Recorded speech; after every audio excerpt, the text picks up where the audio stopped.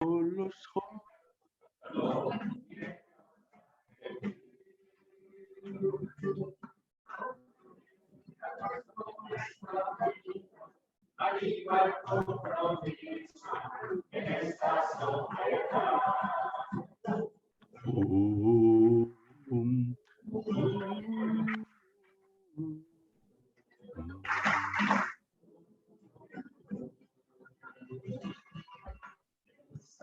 Contigo siempre es fiesta, contigo hay alegría, se siente tu amistad.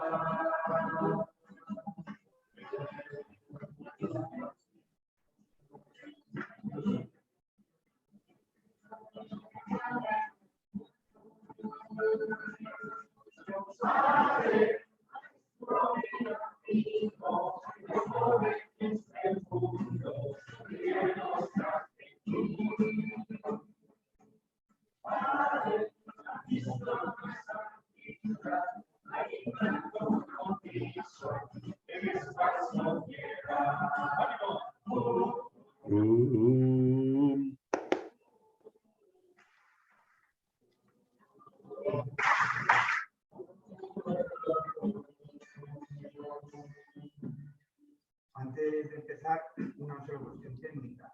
Cuando acabe Cristóbal, pues nos invita a que le hagamos preguntas. Lo que sí sería bueno que durante la charla se ocurra la pregunta para agilizar, sobre todo a la hora de transmitírsela y de poder hacer una intervención, que la escribamos por escrito. El que quiera, pues levantar una mano, yo la acercaré y le daré una hojita para que escriba la pregunta y luego se la podamos hacer. Y en el momento de la pregunta, pues si se nos ocurre, ser lo más conciso posible para tener el mayor tiempo posible. Sin más dilación, a Cristóbal ya le conocemos todos, arzobispo de Rabat. ¿Me oyes bien? Ahora mejor si te acercas. Sí, es que me había alejado un poquito. Bueno, yo que como soy poco acosado de ponerme aquí el técnico es Ahí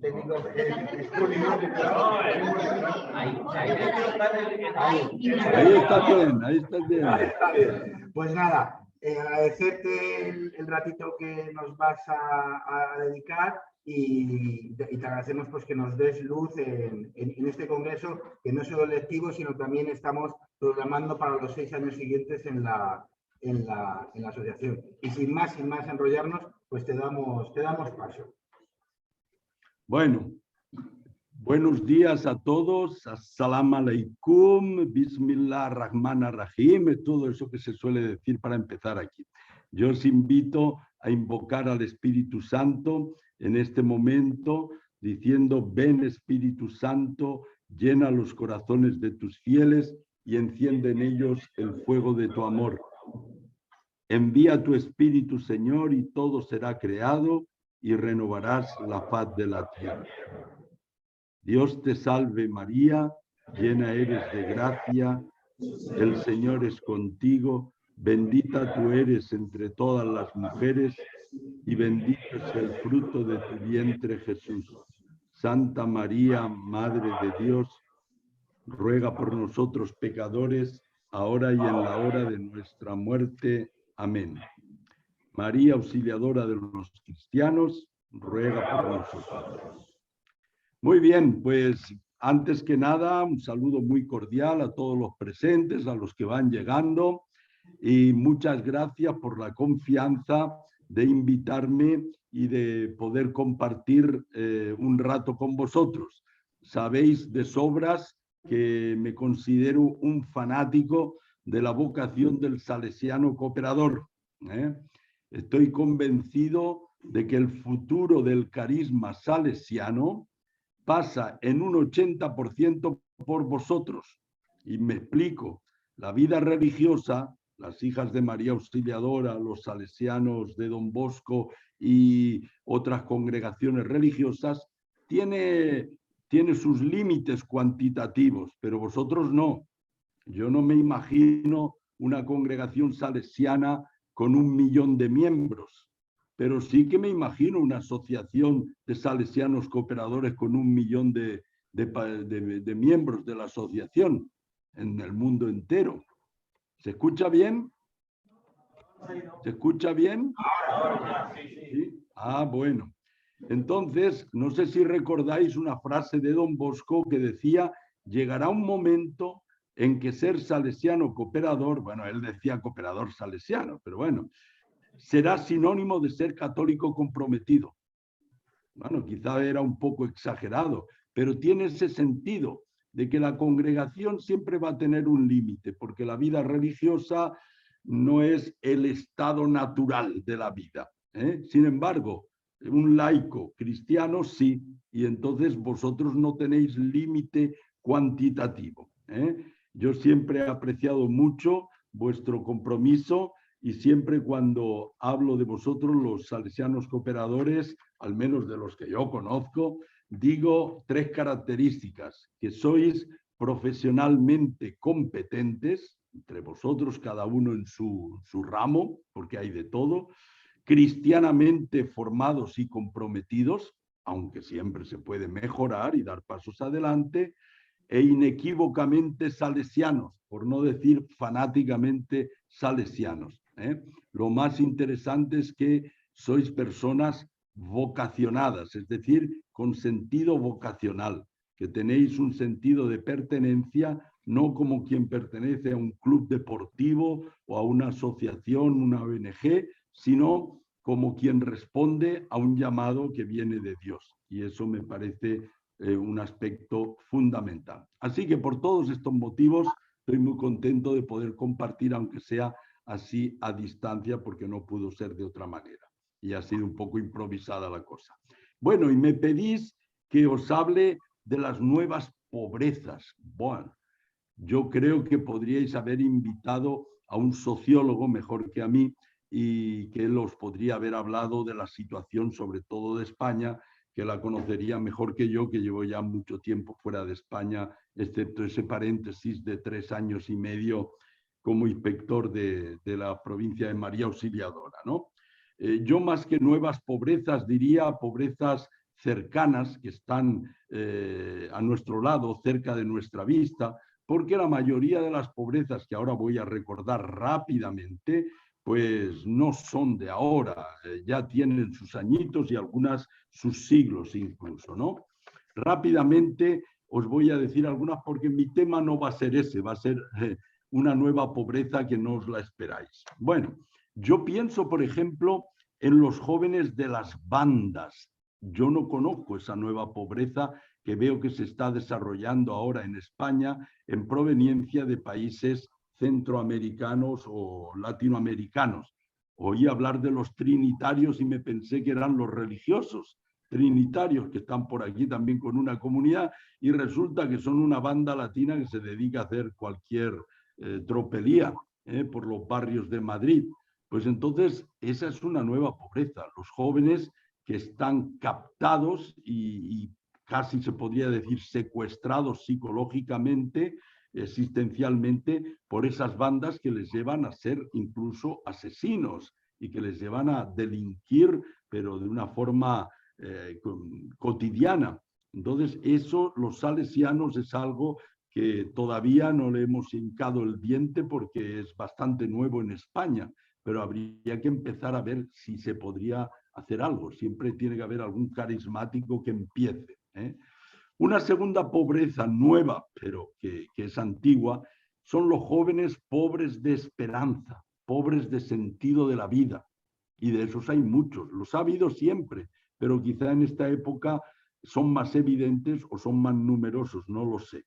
Me contaba el obispo de Getafe, Ginés, que es paisano mío, es de Almería, que él era, cuando estaba obispo en Guadix, fue a confirmar a un grupito de adolescentes a un pequeño pueblo, eran 8 o 9, y le gusta hacer lo que yo voy a hacer ahora después de dejaros a vosotros, que es reunirme previamente con los que van a ser confirmados. Y les preguntó, bueno, y os vais a confirmar, pero después de la confirmación, ¿cuál es vuestra esperanza o cuáles son vuestras esperanzas?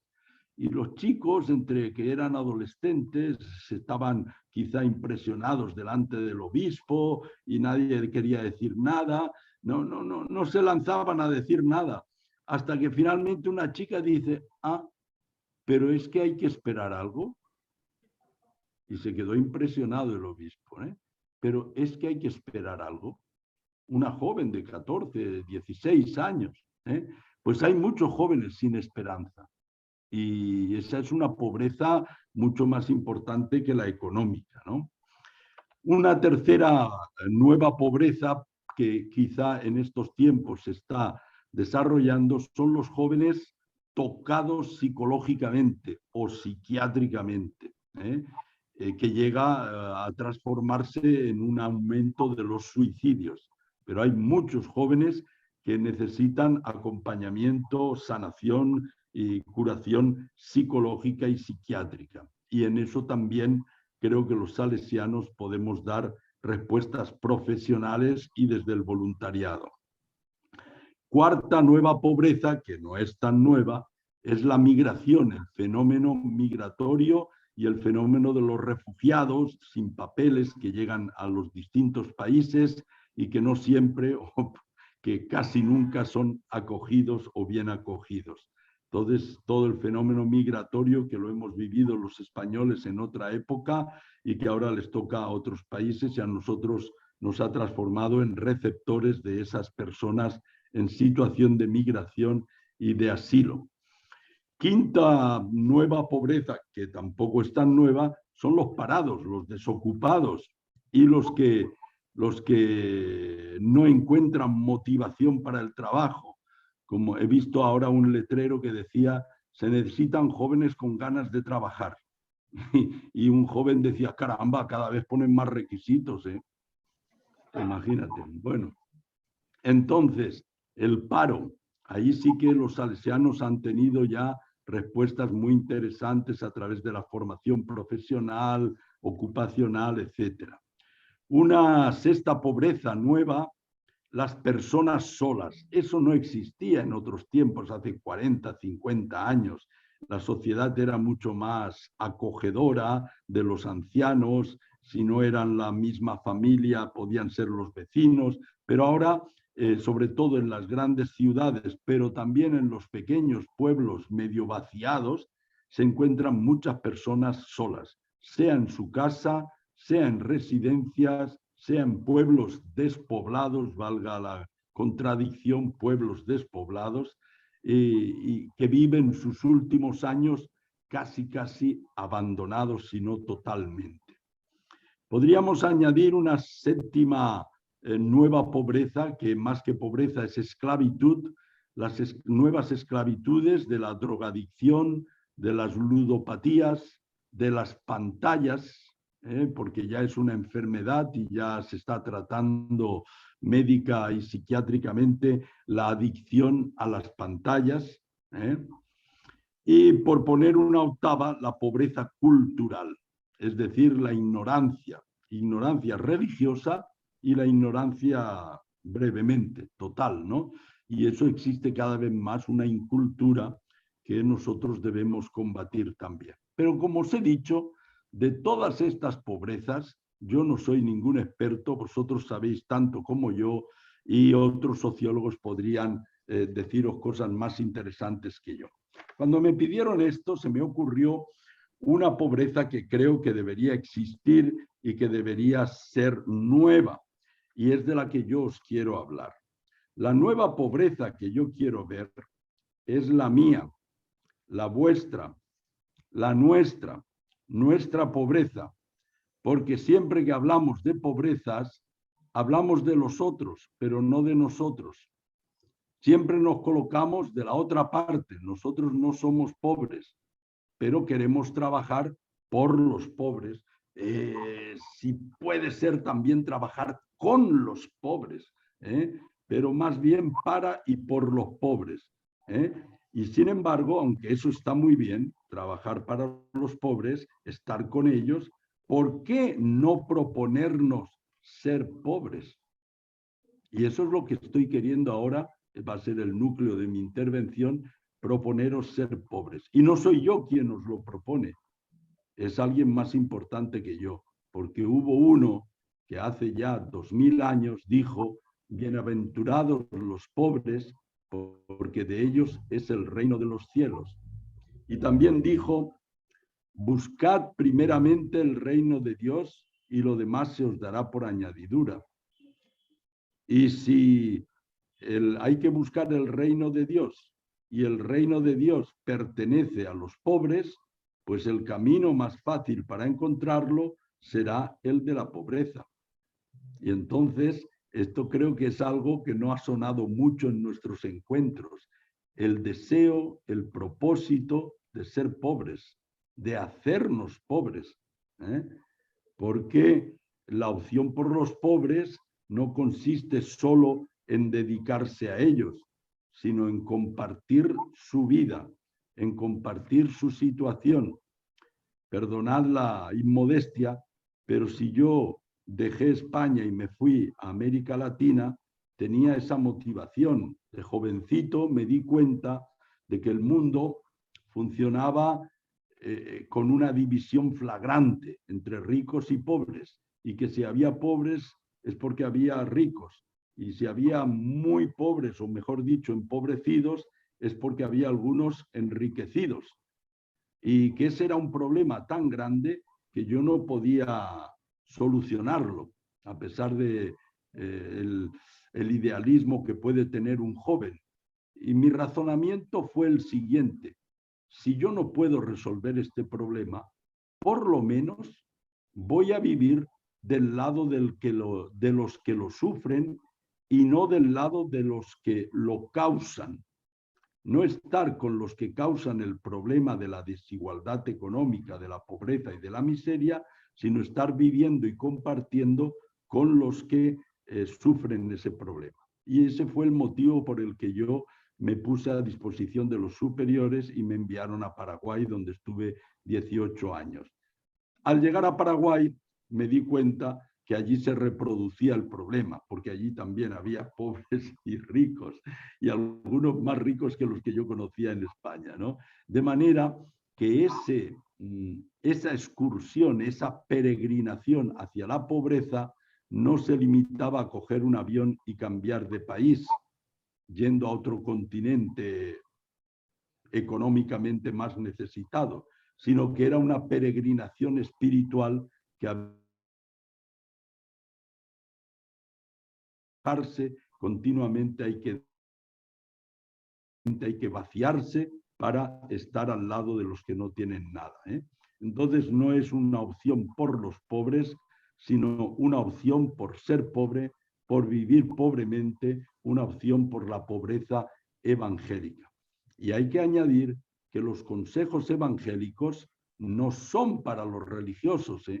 Los religiosos nos comprometemos a vivirlos con un voto, pero los consejos evangélicos de ser pobre, casto y obediente son para todos, porque es la manera de seguir a Cristo, a quien todos tenemos que imitar. Tenemos que imitar a Cristo, que siendo rico se hizo pobre para enriquecernos a todos. Y no un hombre cualquiera, sino igual a nosotros en todo excepto en el pecado, y hasta la muerte, y una muerte de cruz. Es decir, que vino de lo más alto hasta lo más bajo, hasta los infiernos. Ese viaje, esa peregrinación continua que teológicamente se llama kenosis, abajamiento, anonadamiento. Jesús, dice los himnos de San Pablo, se anonadó, se hizo nada, hasta la muerte, y una muerte de cruz.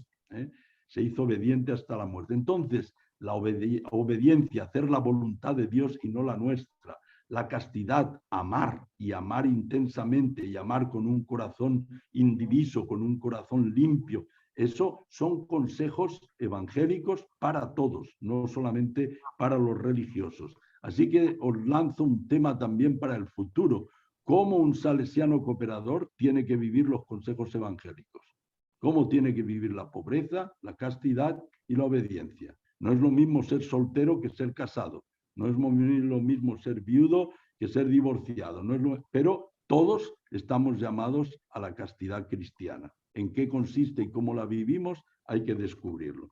Pero ahora yo me centro en esta nueva pobreza que a mí me gustaría ver y conocer, la vuestra y la mía, nuestra pobreza.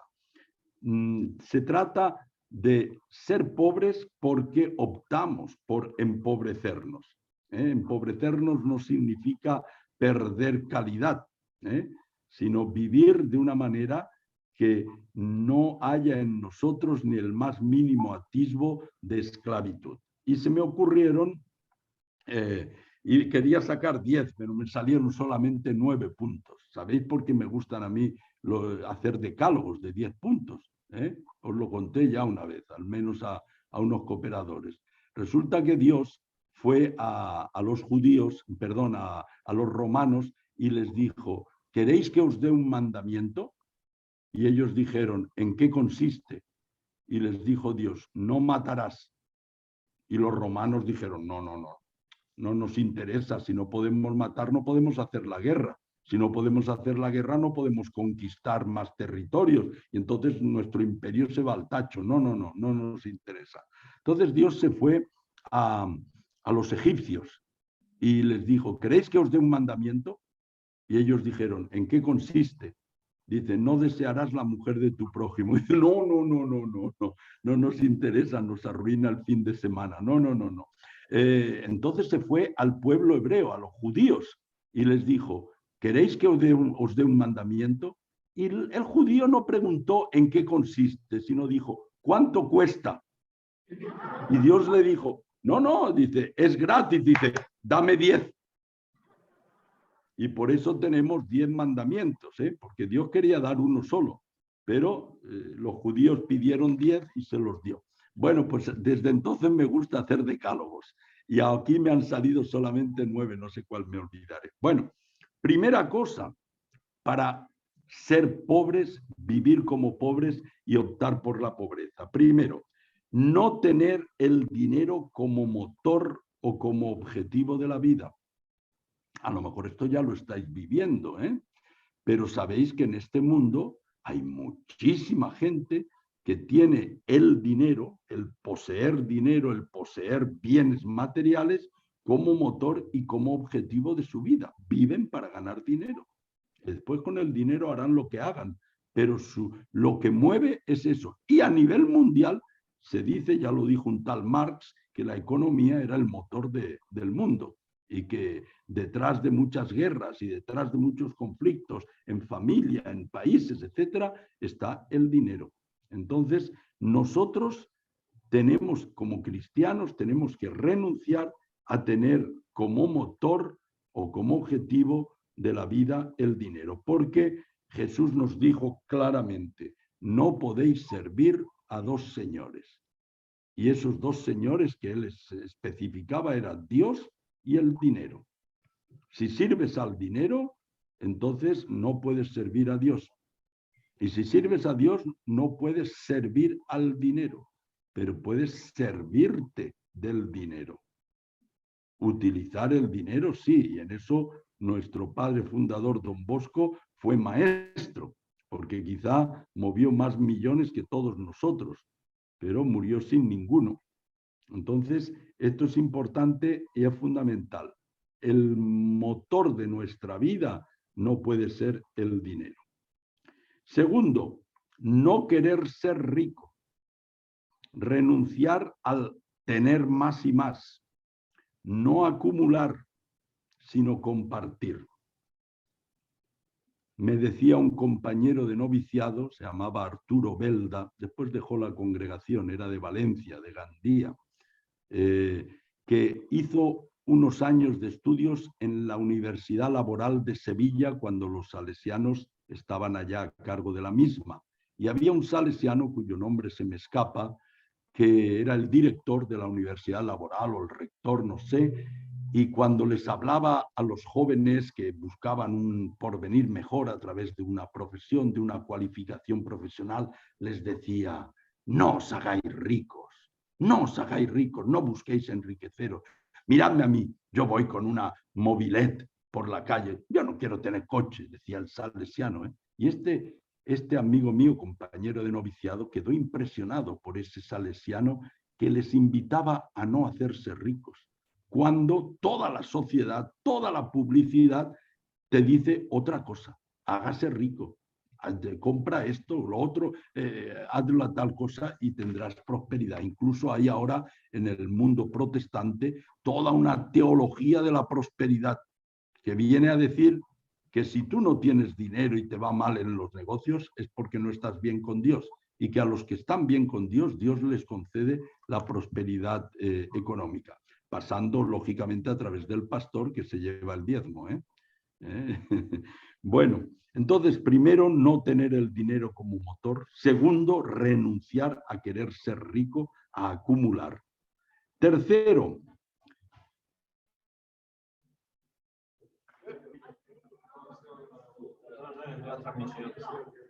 La transmisión.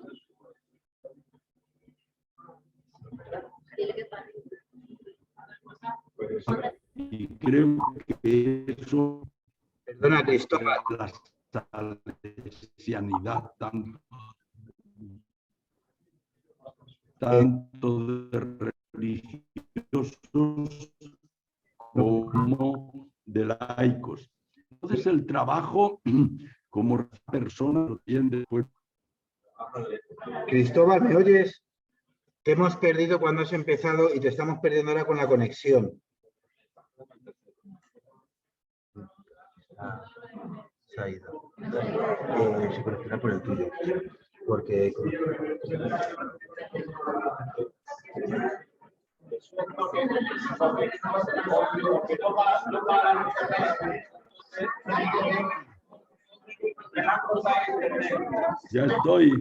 Ya estoy otra vez, ¿me escucháis? Sí, Cristóbal, nos hemos quedado cuando has empezado a relatar el tercer...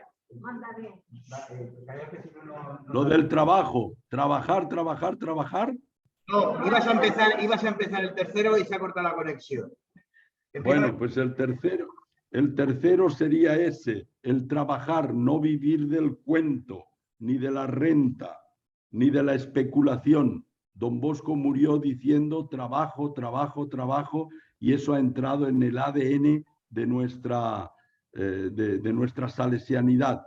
Es decir, que en la medida en que el cuerpo nos lo permita, tenemos que trabajar, incluso más allá de la jubilación, buscar otros trabajos no remunerados, pero ser activos, comprometer nuestro tiempo, nuestras energías, nuestras cualidades, nuestra vida, ponerla al servicio de los demás, porque no nos pertenece, la hemos recibido como regalo.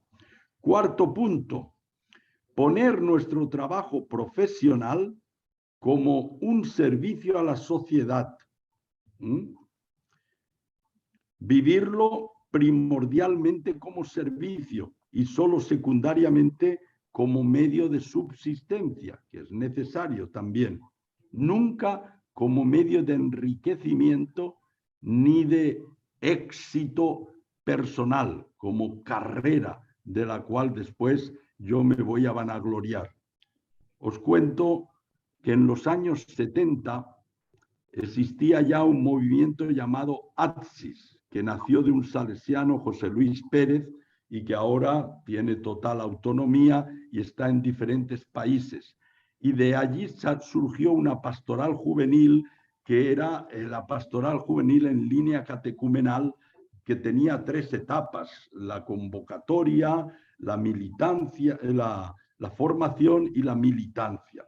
Y yo participé de un poco de esas reflexiones y esos movimientos. Y me acuerdo que en ATSIS, cuando una parejita comenzaba, se les decía que tenían que emparejarse con alguien que estuviese dentro del movimiento y a su nivel de evolución en la fe.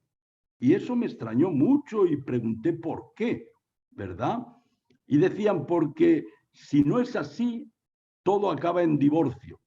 O te divorcias de tu compañera o compañero, o te divorcias de tu fe.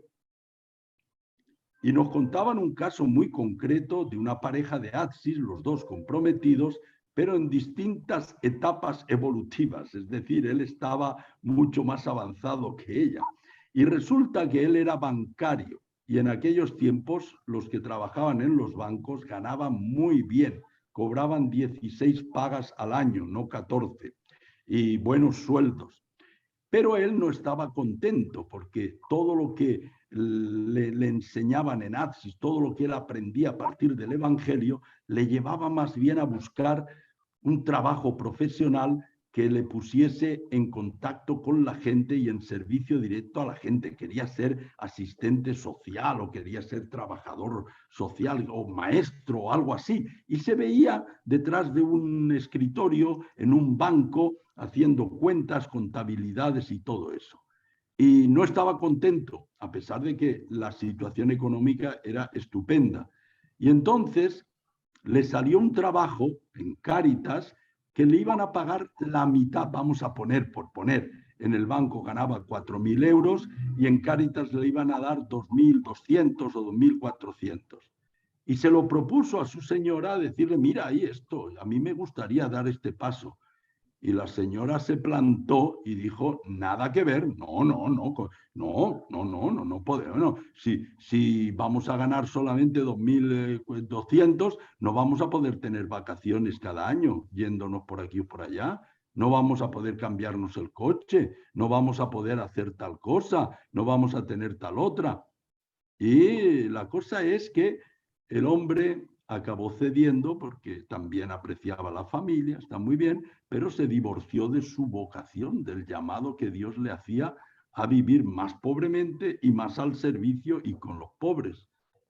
Entonces, el trabajo profesional debe ser planteado como un servicio a la sociedad, primordialmente. Solo secundariamente, pero es importante, se plantea también como medio de subsistencia, nunca como medio de enriquecimiento ni de carrerismo personal para tener puntos, ¿no?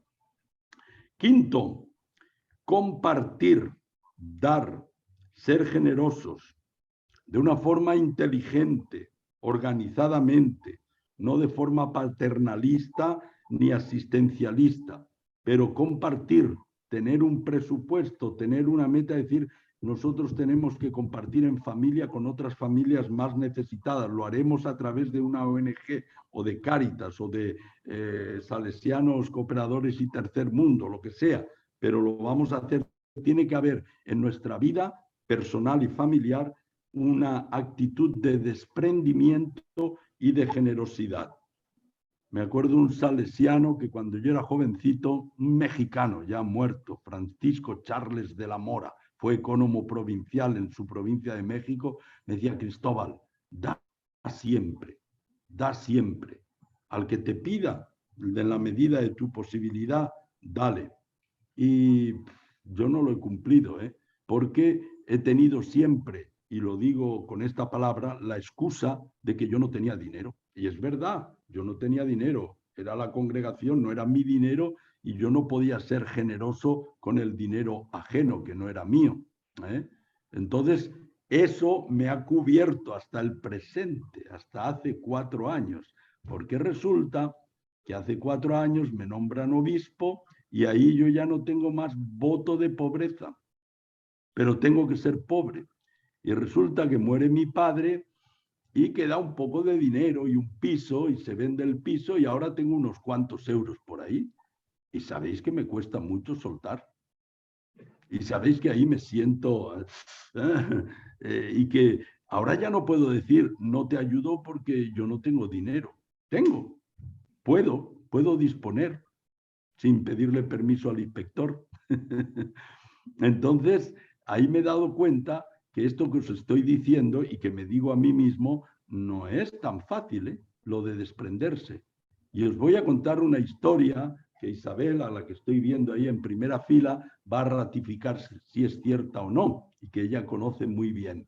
Resulta que don Bosco estuvo en Barcelona, abril-mayo de 1886, y un día se paseaba por lo que ahora son las escuelas profesionales de Sarriá, que era como un campo, y al llegar al límite de la propiedad que los salesianos tenían en aquel momento, vio a la otra parte una casa pairal, una casa que en Cataluña es la casa de una familia señorial, donde vive pues una familia después de siglos y a veces con mucho señorío. El Can Gironella, si no me equivoco, se llamaba.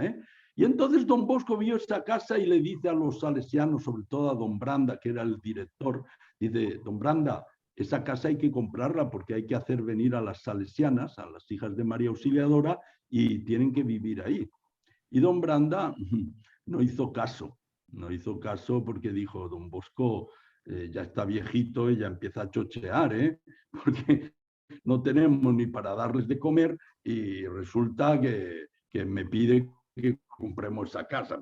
¿Quién se le ocurre? Bueno, no hizo caso, pero cuando volvió a Turín, don Bosco, al cabo de unos días, por mano de don Rúa, le escribe una tarjeta postal a don Branda diciendo el que dice don Bosco que si ya has hecho lo que te encargó de comprar la casa que estaba al lado. Bueno, entonces don Branda dijo, vamos a ver qué pasa. Y se fue a la casa esa y habló con el señor Gironella, y le dijo, mire, que nosotros estamos aquí al lado, somos sus vecinos y estaríamos interesados por comprar esta casa. Y don Branda, el señor Gironella, dijo, padre, por el respeto que le tengo, porque usted es sacerdote, no le doy una patada en el trasero. Solamente hacer esta pregunta es una ofensa. Esta es mi casa, fue la casa de mis padres, de mis abuelos, de mis tatarabuelos. Esta es la casa de la familia. ¿Cómo voy a pensar yo en venderla? Imposible, pero no, ni me planteo, imposible. Disculpe, le dijo don Branda, yo no sabía todo esto, yo soy italiano, con la costumbre, y ya está. Don Branda se vio liberado, porque ahora podía decir a don Bosco, no, la casa no está en venta, el señor. Bueno, se va a don Branda, al cabo de no sé cuánto tiempo, si una semana o un mes, el señor Gironella muere. Y su viuda tomó tal aversión a esa casa que no quería ni verla, no quería ir, y la pone en venta. Y el precio, dicen, no sé si era 60.000 pesetas en aquel tiempo. Bueno, y don Branda entonces se entera de la cosa y se ve comprometido. ¿Y a quién va? Va a una salesiana cooperadora, a doña Dorotea de Chopitea, que era la que les había comprado el terreno y la casa donde vivían. Y va y le cuenta la historia a doña Dorotea. Mire, doña Dorotea, que don Bosco me dijo esto, que tal, ha pasado tal cosa y ahora la casa está en venta y cuesta 60.000 pesetas. Y doña Dorotea se pone a llorar. Y don Branda le dice, doña Dorotea, por favor, no se lo tome así. Yo no vengo a pedirle ese dinero, es simplemente un desahogo, un compartir con usted, no es que yo quiera que... Dice, no, yo sé por qué lloro. O sea, hace un tiempo repartí todos mis bienes entre mis hijos, hice ya la herencia, por decir, ¿no? Y me reservé para mí, por si acaso, como una reserva, me reservé 60.000 pesetas. Y ahora entiendo que Dios me pide que muera pobre. Y tomó los 60.000 pesetas y se las dio, y ahí están las hijas de María Auxiliadora, que han tenido la casa inspectorial hasta hace pocos años en ese lugar, Can Gironella. Una salesiana cooperadora riquísima que manejó millones y millones, que puso en pie obras sociales, educativas, sanitarias por toda Barcelona hasta el número de 18, 20, 25 hospitales, colegios, obras sociales, de todo. Esposa de banquero y tenía libreta libre por lo visto en el banco, iba sacando, ¿no? Pero que muere pobre. Su casa actualmente es el Hotel Ritz, la casa donde estuvo don Bosco y tal, en plena Gran Vía de las Cortes Catalanas de Barcelona, ¿no? Por decir entonces un ejemplo de una mujer rica que se hizo pobre y que murió pobre y sin nada, que se desprendió, y es una salesiana cooperadora venerable que vivió la pobreza hasta el extremo de desprenderse de todo. Bueno, pues esto es lo que yo quería expresar diciendo que hay que vivir con la actitud de compartir, de dar, de ser generosos. Cada uno verá porque aquí hay muchas medidas concretas. Tener el dinero poco o mucho en una banca ética. Utilizar las cooperativas de energía en lugar de Iberdrola o no sé qué. Entrar por el campo de las cooperativas de producción y de consumo. Dar becas para los jóvenes que no tienen posibilidad de estudiar, ayudar a las ONGs, participar de proyectos de desarrollo. Muchas cosas se pueden hacer, diríamos, para que ese compartir sea de una forma inteligente, organizada, no de manera asistencial ni paternalista, sino que verdaderamente contribuya. Bueno, sexto punto, creo que voy por el sexto. Buscar estar con los pobres, frecuentarlos, vivir con ellos. Y eso pasa por el lugar de vida. Yo he conocido parejas que han dejado un barrio acomodado para vivir en un barrio popular. Y no es porque no podían permitirse el vivir en un barrio distinguido, sino porque han optado vivir en una vivienda más sencilla y en un barrio más popular. El transporte público también, las amistades, las visitas, la vida social. Y ahora os vais a reír, pero la opción por la pobreza pasa también por el fútbol. ¿Cómo se puede ser del Madrid pudiendo ser del Rayo Vallecano? ¿Cómo se puede ser del Barça pudiendo ser del Español? ¿Cómo se puede ser del Sevilla pudiendo ser del Betis?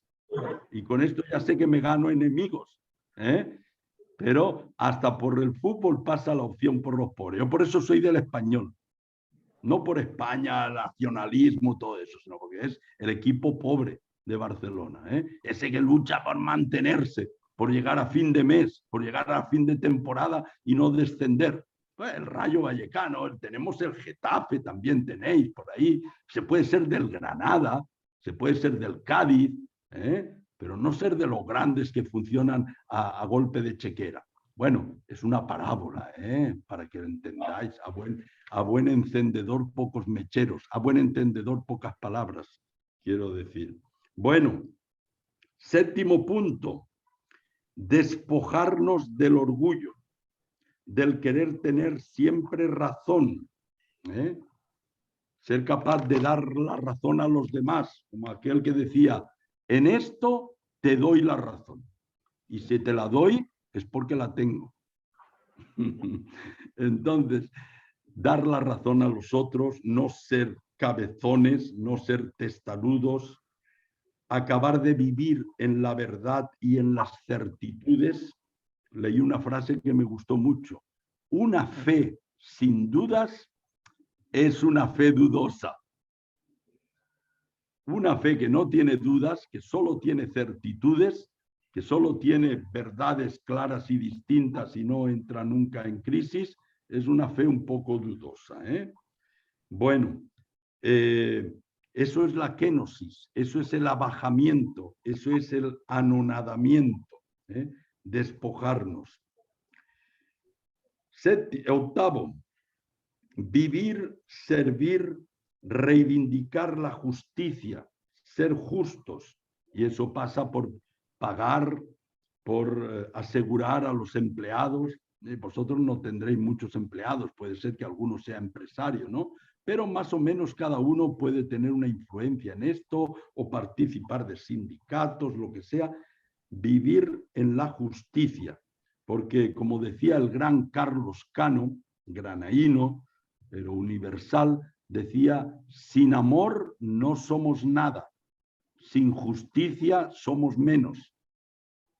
Sin amor no somos nada, pero es que sin justicia somos menos que nada. La justicia es la base sobre la cual se construye el amor. No puede haber un amor etéreo, un amor en las nubes sin tener una base sólida de justicia.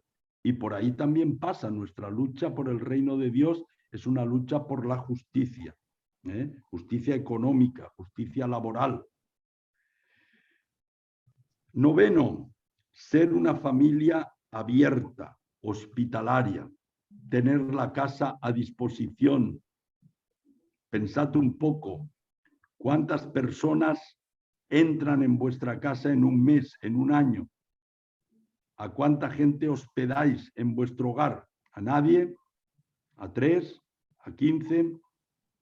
En Roma acabo de saludar a una familia amiga, tan amiga que viene desde el aspirantado, desde el año 66, que conocí al muchacho y que tienen su casa en Roma desde hace quizá 40 años y la llave estaba puesta en un lugar que todos sus amigos conocían y todos podían ir a esa casa cuando querían, incluso en ausencia de los dueños. Verdaderamente aquello era el hotel del Ecuador, porque el muchacho había sido salesiano en Ecuador, ella había sido voluntaria en Ecuador, y entonces tenía muchos amigos que venían y sabían que en Roma esa era su casa y que pasaban por allí y que de una forma o de otra podían quedarse, durmiendo en el suelo si hacía falta. Entonces, ese sentido de la hospitalidad, yo no digo que seáis como ellos que dejaban la llave a disposición o que la daban a todos los que pasaban.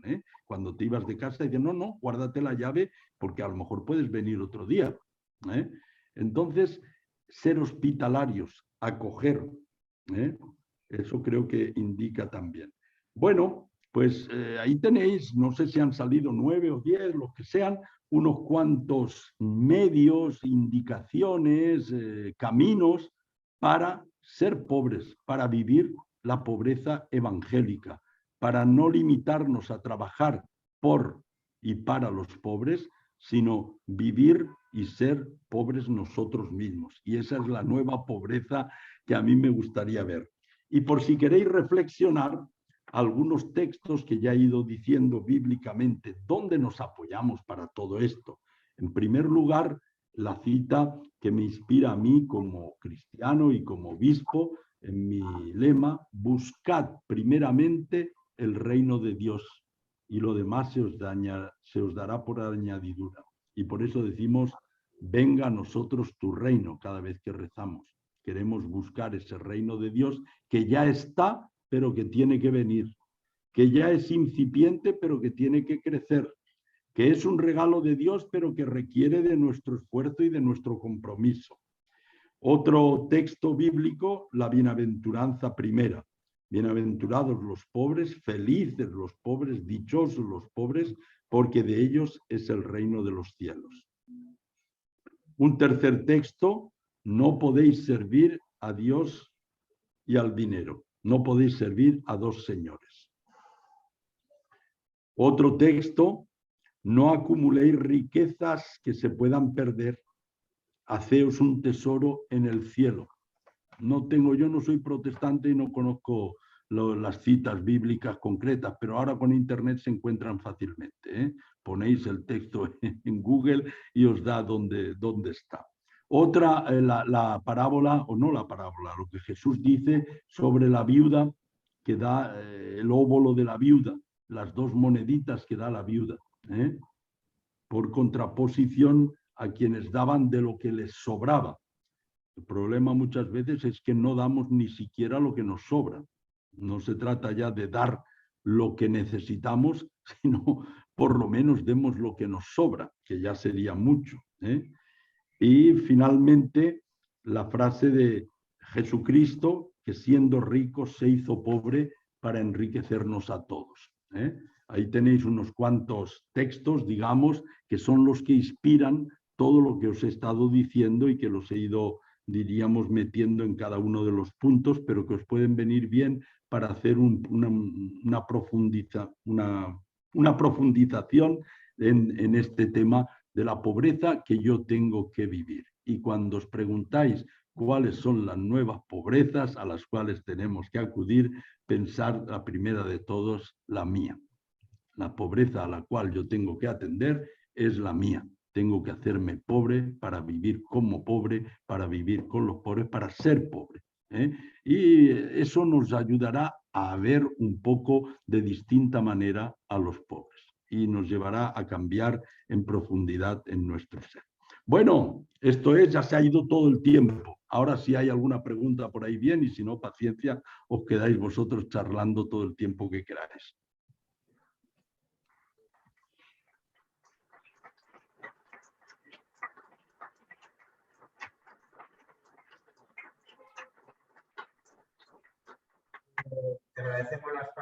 nos has dado, porque nos has dejado ya 9 elementos, nos has dejado ya 9 elementos muy buenos para nuestra reflexión, para nuestro trabajo del día, que tendremos que tener en cuenta. Pero sí, como nos ha pedido, si tenemos alguna pregunta, alguna cosa que decir, pues mira ya, porque se tiene que...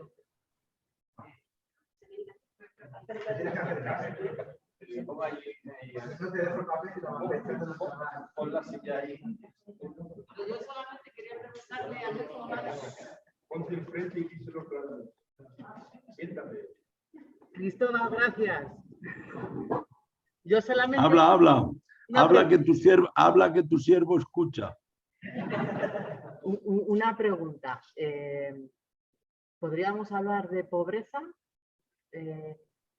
Y decir, ¿es la misma terminología o tú la matizarías de otra manera? Tenemos que hacernos pequeños, débiles y pequeños, cada uno de nosotros. Tenemos que buscar ese no querer estar por encima, sino débiles y pequeños. ¿Podría ser una comparación? ¿Podría ser eso una comparativa con lo que nos has dicho? Yo creo que en el Evangelio, cuando se habla de pobres de espíritu, se refiere a eso, a hacerse pequeños, a ser humildes, a ponerse en el último lugar. Es decir, que pobreza es un término que tiene muchas acepciones. Una es económica, pero está también la pobreza espiritual, psicológica, cultural, religiosa, etcétera, y que cuando yo he hablado de hacernos pobres, uno de los puntos era despojarnos de todo orgullo, vaciarnos de nuestro ego. En el fondo es lo que las psicologías modernas hablan de desprenderse del ego, ¿verdad? Y construir el nosotros por encima del ego. Entonces, todo eso espiritualmente es evangélico. Y cuando Jesús habla de los pobres y de los pequeños, y cuando se identifica y dice, porque todo lo que habéis hecho con eso, uno de estos mis pequeños, lo habéis hecho conmigo, se refiere a eso, no solamente a los pobres económicos, sino a todos los que pasan cualquier tipo de necesidad y a los que se hacen pequeños. Y nosotros tenemos que hacernos pequeños, sí, sí. Es una de las facetas.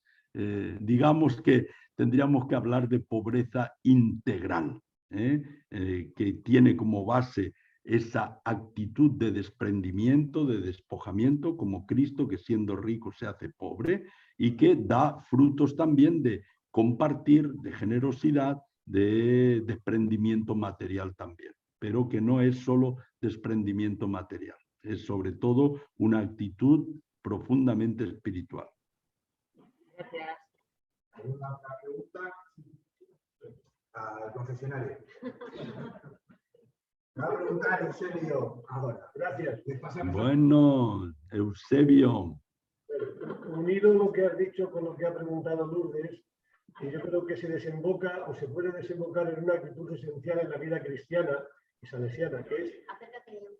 Se puede desembocar en una actitud que es esencial en la vida cristiana, que es la humildad. Y pensando en la humildad, el ejemplo de María. ¿Podrías explicitar un poco María como ejemplo de esto que nos has dicho hoy? Ejemplo de pobreza, de humildad, etc. Bueno, de María pocas cosas sabemos, pero las que sabemos son enjundiosas. Y una de ellas es que apenas supo que su prima Isabel estaba embarazada, se olvidó de sí misma y salió corriendo para ir al encuentro de su prima para ayudarle. Fue para ayudarle, creo yo. No lo sabemos explícitamente, pero no fue para decirle, oye, ¿sabes? Yo también estoy embarazada. No fue para eso. Fue para ayudarle en esos 3 meses que le quedaban de embarazo, era mayor ya. Entonces, esa actitud de pensar en el otro antes de pensar en mí mismo.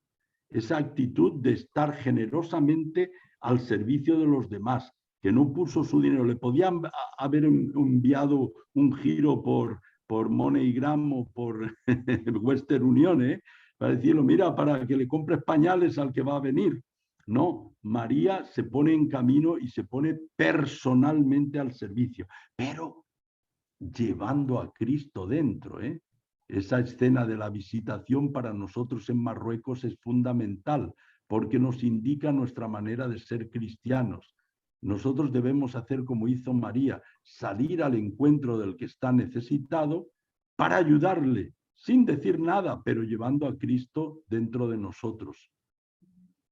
Y entonces Cristo hace lo que tiene que hacer en complicidad con su espíritu y hace saltar de gozo al niño que estaba en el vientre de Isabel e inspira a Isabel palabras que todavía utilizamos para rezar cada día e inspira a María el Magnificat. En fin, se produce ahí una eclosión espiritual extraordinaria a partir del gesto generoso de María, que humildemente se pone al servicio de su prima Isabel, generosamente pone a su disposición lo que ella es. Otro detalle, las bodas de Caná. María, que en lugar de estar, entre comillas, disfrutando de la boda, divirtiéndose como una loca, resulta que está atenta a lo que pasa. Y esa es una actitud también que debemos tener, estar atentos a lo que ocurre a nuestro alrededor, a lo que le pasa a cada persona, en la familia, entre los amigos, en la comunidad, en el grupo de salesianos cooperadores, en general en el vecindario, y descubrir los problemas que existen. A lo mejor no sabemos ni podemos resolverlos, y entonces tenemos que hacer, como María, un recurso a aquel que puede hacer algo, que será el ayuntamiento, o que será la asociación de vecinos, o que será un amigo, o que será quien sea. Si no podemos hacer nosotros algo para resolver el problema, busquemos a quien puede hacerlo. Entonces, esa actitud de atención al que está en necesidad, antes incluso que el necesitado lo sepa y diga algo, porque los novios en ese momento ni sabían que se les había acabado el vino. Fue María la que lo descubrió. Entonces, ya veis dos actitudes de María: salir al encuentro para ayudar poniendo su vida a disposición, no solamente su dinero o algunas cosas, sino poniéndose ella a disposición y estar atenta a lo que pase alrededor. Y una tercera actitud de María es María al pie de la cruz, acompañar al que sufre hasta la muerte, acompañar en el dolor y en el sufrimiento sin poder hacer nada más que sufrir a su lado y acoger ese sufrimiento.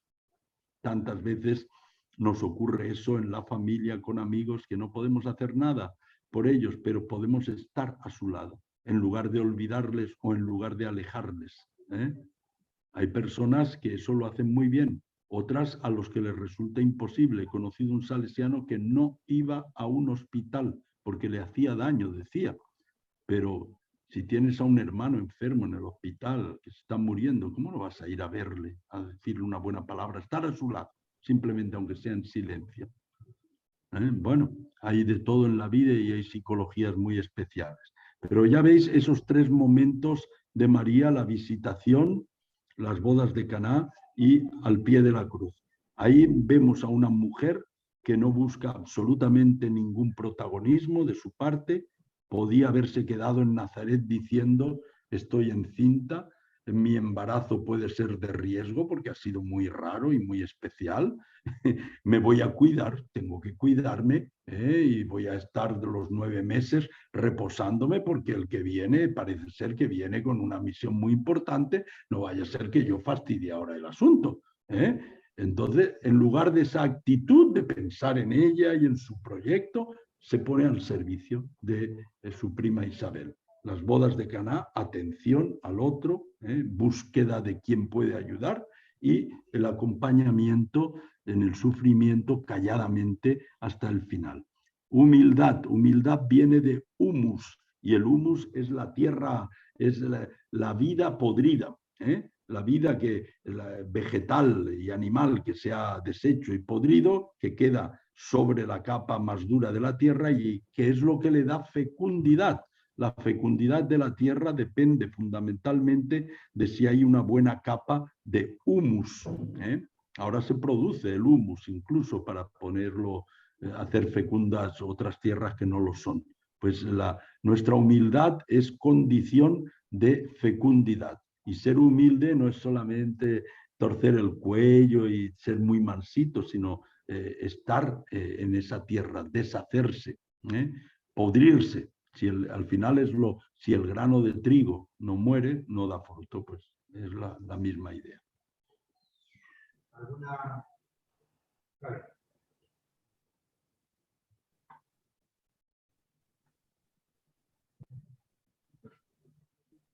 Buenos días, no nos conocemos, soy Xavier del centro local de IBI en Alicante. ¿De dónde? De IBI. Ah, pero yo estuve en el inicio de ese centro, cuando 7 u 8 profesores se propusieron hacer el camino hacia ser cooperadores salesianos. Me alegro mucho. Yo lo que quería preguntarle es, porque quizá en el decálogo incompleto he visto que hay muchos planteamientos o propuestas de acción personal, lo que sería el planteamiento, digamos, del hora en labora más en labora.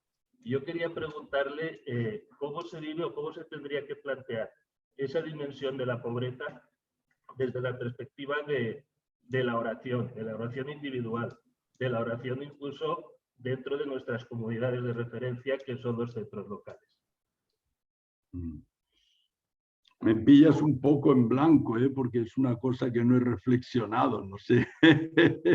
También forma parte de la humildad, que un cardenal diga, pues no sé, descubrámoslo juntos, ¿no? Pero ciertamente que una actitud humilde en la oración es la escucha, porque muchas veces en la oración somos muy charlatanes y pensamos que si no hablamos no estamos rezando, porque hemos identificado oración con verborrea, con verbalismo, con recitar oraciones o al menos hablar. Y si se hace silencio, nos ponemos nerviosos a veces, ¿no? Y sin embargo, Jesús nos dice, cuando recéis no seáis como aquellos, los fariseos, que creen que por mucho hablar van a obtener más, Dios les va a escuchar más, ¿no? Entonces, quizá en esta misma línea, en la oración tenemos que redescubrir la escucha, el silencio, dejar que Dios hable, dejar que Dios nos diga algo en ese momento. Y verdaderamente había un hombre que me decía, yo es que en mi casa no puedo hablar porque mi mujer no me deja aparcar una sola palabra. No le dejaba aparcar una palabra. Pues tenemos que dejarle a Dios aparcar palabras y frases en nuestra vida. Eso, una escucha, una actitud, la escucha. Otra será pedir que venga a nosotros su reino. Es decir, en lugar de pedir muchas cosas concretas, en el Evangelio se nos dice ya qué es lo que tenemos que pedir. Son 7 peticiones, me parece que son. Sea tu nombre sea santificado, venga tu reino, hágase tu voluntad, danos hoy tu pan, perdona nuestras deudas, líbranos del mal, eso. Y a mí me gusta repetir muchas veces, lógicamente, venga a nosotros tu reino, que tu reino venga. Eso también, diríamos, es situarse en actitud de pobreza delante de Dios, como diciéndole, tú sabes qué es lo que mejor nos conviene, pero también tampoco está mal interceder por los más pobres y tenerles siempre presentes y presentarle a Dios las situaciones de enfermedad, de muerte, de dificultad que tienen nuestros hermanos, olvidándonos más bien de nosotros mismos, como aquel que hizo un pacto con Jesús diciéndole, mira, yo no te voy a pedir por mí, te voy a pedir siempre por los demás, pero a condición de que tú pienses en mí. Mis asuntos los dejo en tus manos, cuídate tú, yo me voy a cuidar de los asuntos de los demás. Es una buena actitud también de pobreza, de humildad dentro de la vida de oración. Pensar más en interceder por los demás que en pedir por nosotros mismos. Entonces, 3 cosas: escucha más que hablar, escuchar lo que Dios me dice. Segundo, esa actitud, como he dicho, ahora se me ha ido el segundo punto. Y el tercero, pues, este que os acabo de decir. Bueno, y vosotros reflexionando vais a sacarle más petróleo que lo que yo le pueda sacar al tema. ¿Cómo vamos de hora? Que tú sé que... ¿Cómo? ¿Cómo vamos de hora? Bueno, yo ahora, dentro de 3/4 de hora, después de desayunar, voy a ir con los confirmandos. Pero si hay alguna otra pregunta y vosotros tenéis tiempo, todavía tengo unos minutos. ¿Qué más? ¿Alguna cosita más? Pues si os parece bien, le vamos a dejar ya que se prepare, que desayune tranquilamente, que descanse después de todo lo que nos ha dado, que creo que ha sido mucho, y nos ha, creo que, orientado y nos ha marcado muy bien el camino. Creo que tenemos que reflexionar para nuestros próximos 6 años. Nos ha dejado aquí 9 puntitos muy jugosos que tendremos que reflexionar sobre la pobreza y que seamos pobres. Muchísimas gracias, Héctor. Adiós, adiós a todos. Gracias, Rezap.